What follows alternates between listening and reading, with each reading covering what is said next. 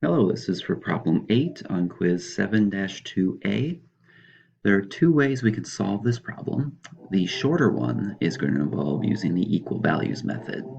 So for car A, I'm going to write its linear equation, and since it's going 35 miles per hour, I go 35x, and it has a 56-mile head start, so plus 56.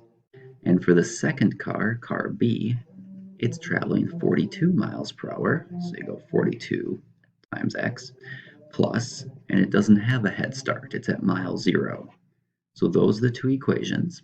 And now to see how long it takes for the distance to be the same, I'm going to combine these equations into one. It's called the equal values method, and we can use it because both of these equations are equal to the same thing. They both equal a y.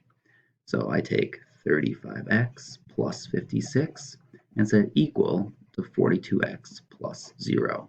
And now I just solve for x. So I would subtract 35x's from both sides. I would then have 56 equals 7x. The 0, of course, don't bring down. And then divide both sides by 7. So x, or 1x, equals 56 divided by 7 is going to be 8. So that tells me after 8 hours, the vehicles will be in the same spot. But how far is that? So now you take 8 and you plug it back into either of your equations.